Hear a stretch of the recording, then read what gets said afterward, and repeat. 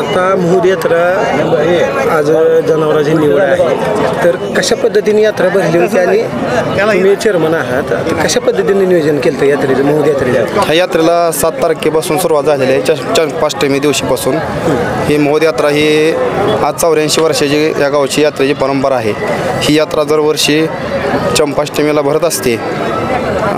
7 तारखेला ही यात्रा भरलेली आहे. ही यात्रेचं नियोजन आम्ही योग्यरित्या केलेलं आहे. सर्वांची काळजी घेणं किंवा सर्व दुकानदाराला व्यवस्थित जागा देणं, व्यवस्थित त्यांची रचना, यात्रेची रचना करणं, हे सर्व आम्ही केलेलं आहे. सर्वांना पाणी टँकरनं पाणी पुरवठा केलेला आहे. टँकरनं पाणी सर्व यात्रेमध्ये आम्ही मारलेलं आहे की फुफुटा येऊ नये म्हणून. सर्व यात्रेकरूंची आम्ही सर्व सोयी व्यवस्थित केलेली आहे. तसे आज आम्ही यात्रेच्या ह्याच्यात मार्फत निवडीचा कार्यक्रम, जनावरांच्या निवडीचा कार्यक्रम आयोजित केलेला आहे. यात वर्षातील कालवड असतील, वर्षावरील कालवड असतील, 2 दाती, 4 दाती, 6 दाती, जे काय ह्यातले प्रकार आहेत हे सर्व आम्ही कालवाड व खोंडातील सर्व प्रकार आम्ही यात निवडीसाठी घेतलेले आहेत. ही निवड व्यवस्थितरित्या चालू आहे. ही निवड योग्य काढून यातून आम्ही एखादा चॅम्पियनसुद्धा काढण्याचा आमचा विचार चालू आहे. बक्षिसे कशा पद्धतीने? बक्षीस 3 क्रमांक आम्ही बक्षिसासाठी काढलेले आहेत आणि चौथा एखादा जो वाटतोय आपल्याला, म्हणजे डॉक्टर साहेबांना जे वाटतात ते ओतीजन असा चौथा एखादा आम्ही काढलेला आहे. बक्षीस वितरण कार्यक्रम 1-2 दिवसात होईल यात्रा यानंतर. अजून कोणत्या स्पर्धा ठेवण्यात आलेल्या आहेत? विज्ञान प्रदर्शन आज होते ना, लहान मुलांचे विज्ञान प्रदर्शन, ते कालच झालेलं आहे. ते चांगले व्यवस्थितरित्या पार पडलं आहे विज्ञान प्रदर्शन. त्यात लहान मुलांनाही योग्यरित्या बक्षीस वितरण होणार आहे. धावणी स्पर्धा काय कोणत्या स्पर्धा घेण्यात आल्या होत्या? काय झालं, धावणी स्पर्धा आणि तुमच्या ज्या आहेत त्या नाही, आमच्या ह्याच्यावर नाही. त्यांचा सहभाग होत नाही लोकांचा. धावणी स्पर्धेला, सायकल स्पर्धेलाही सहभाग होत नाही. यासाठी आम्ही ते यावर्षी घेतलेले नाहीत. आता दरवर्षी आता मी आमची बघतोय, पण लोक सहभागी होत नाहीत त्या स्पर्धेमध्ये. जशी विज्ञान प्रदर्शनाला लहान मुलं जवळजवळ 100-125 लहान मुलं सहभाग घेतात, तसं या 2 स्पर्धेला कोणी सहभाग घेत नाही. ह्यासाठी आम्ही त्या 2 स्पर्धा आम्ही कमी केलेल्या आहेत यावर्षी. बरं, आपली महूद यात्रा खिलार जनावरांच्या संदर्भात प्रसिद्ध आहे, तर खिलार जनावरांची संख्या कमी झालेली आहे, तर याबद्दल काय सांगतात? नाही, आता कसं आहे, बैलगाडा शर्यत चालू झाली आहे ना. ह्या बैलगाडा शर्यत चालू झाल्यामुळं खिलार जनावरांना डिमांड आलेला आहे की जवळजवळ एका खोंडाची किंमत 1.5-2 लाख, 5-10 लाखापर्यंत गेलेली आहे.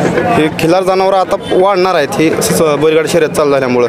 आणि आपण सर्व शेतकरी आहात, आपण सर्वजण शेतकरी खिलार जनावर हीच की खिलार जनावर पाळलं पाहिजे आणि खिलार हे टिकलं पाहिजे, हे आमचं आव्हान आहे. बरं, आता यात्रा अजून किती दिवस असणार आहे? यात्रा अजून सोमवारपर्यंत आम्ही 1-2 दिवस यात्रा वाढवलेला आहे. बक्षीस वितरण सुद्धा आम्ही 1 दिवस पुढे ढकलला आहे. एखादा बाजार होऊ शकतो?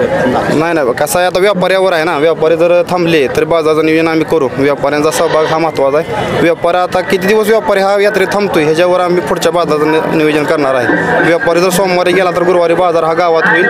व्यापारी जर थांबला तर गुरुवारी बाजार घेण्याचं नियोजन आम्ही करू, असं आमचं आहे. आज जनावर कोणत्या गावातून आलेले? काय सर्व माळशिरस तालुका, सांगोल तालुका, मंगळवेढा तालुका असेल, पंढरपूर तालुका आहे, मोहोळ तालुका, या आसपासच्या सर्व गावातून आलेत. आणि ह्या निवडीसाठी डॉक्टरही चांगले तज्ज्ञ आहेत की जिल्ह्याबाहेरचे डॉक्टर आहेत. सय्यद साहेब आहे, डॉक्टर साहेब, ते कृषी तालुका अधिकारी यांच्या मार्गदर्शनाखाली ही निवड चालू आहे. यात कमिटीचा कुठलाही हस्तक्षेप नाही. आम्ही एकच सांगितलेलं आहे की योग्यरित्या निवड काढा की जेणेकरून कुठल्याही शेतकऱ्यावर अन्याय होऊ नये, असं आमचं कमिटीचं म्हणणं आहे. आम्ही एकाही कमिटीनं एकाही डॉक्टरांना सांगितलं नाही की अमक्याचा नंबर घ्या किंवा तमक्याची वशिलबाजी करा, असं आम्ही डॉक्टरांना सांगितलं नाही. जे गावातील डॉक्टर आहेत, जे आसपासचे डॉक्टर आहेत, त्यांना आम्ही ग्राउंडच्या बाहेर बसवलेलं आहे. जे तालुक्याच्या बाहेर व तालुक्यातून जे वर आलेले आहेत त्यांना आम्ही ही निवड करण्यासाठी सांगितलेलं आहे की जेणेकरून कुठल्याही शेतकऱ्यावर अन्याय होऊ नये, योग्यरित्या ही निवड निघावी आणि ज्याचा खरंच त्या ह्याचा नंबर आहे त्याला तो नंबर भेटावा, असं आमची इच्छा आहे. धन्यवाद. तालुका पशुसंवर्धन अधिकारी सांगोला. बरं, आज महूदमध्ये जनावर निवडीचा कार्यक्रम आहे, तर कशा पद्धतीने तुम्ही निवड करतात आणि काय नियमावली काय आहे? आज इथे श्री खंडोबा यात्रेनिमित्त आम्ही सर्व पशुसंवर्धन विभाग सांगोला आणि जत विभागातील डॉक्टर इथे बाहेरून बोलवलेले आहेत. लांबचे डॉक्टर आहेत, सर्व या विषयामध्ये तज्ज्ञ आहेत. आणि हे खिलार जातीच्या किंवा जी काय गट असतो त्या गटाच्या ब्रीड कॅरेक्टर असतात, म्हणजे त्याची प्युअर कॅरेक्टर असते, शिंगाचा आकार, बॉडीचा कलर, शेपूट गोंडा किंवा त्याच्यात काय ब्रीडचे जे ओरिजिनल कॅरेक्टर आहे ते तपासून आम्ही नंबर काढले जातो. कोणकोणत्या जातीची जनावरं सहभागी आहेत? सध्याला तर आपण सगळे खिलार जातीमधले पाहत आहोत. आता कोसाचा आपण वेगळा गट करण्याला सांगितलं आहे आणि आत्ताच 1 वर्षातील परत 2 दाती आणि 4 दाती असे आपण ग्रुप पाहिलेले आहेत. अजून पुढचे येतील तसे ग्रुप आम्ही त्याची पाहणी करू.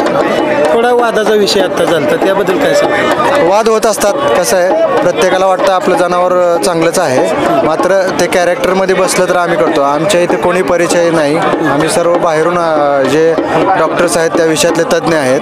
जत तालुक्यातले आहेत, बरेचसे जुनोनी भागातले आलेले आहेत, सगळे बाहेरचे डॉक्टर्स आहेत, शिकलेले आहेत, MUSC आहेत, PhD आहेत. त्यांनी काय अशी पार्शलिटी करायचा विषय नाही. प्रत्येकाला वाटतं आपलं, त्यांचं काही चुकत नाही, पण त्यांचं प्रत्येकाला वाटतं आपलं जनावर यावं अशी त्यांची इच्छा असते, परंतु ब्रीड कॅरेक्टर पाहून दिले जाते. यातमध्ये कोणताही दुजाभाव केला जात नाही. काय नंबर विभागून दिले जाते, त्याचं कारण काय?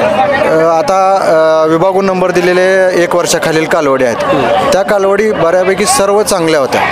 त्याच्यामध्ये आम्हाला पण कन्फ्युजन होतं की ह्या 1 नंबरला कोणतं द्यावं आणि 2 नंबरला कोणतं द्यावं. त्यासाठी आपण विभागून नंबर देतो, म्हणजे ते दोघांचे character as good as equal राहतात.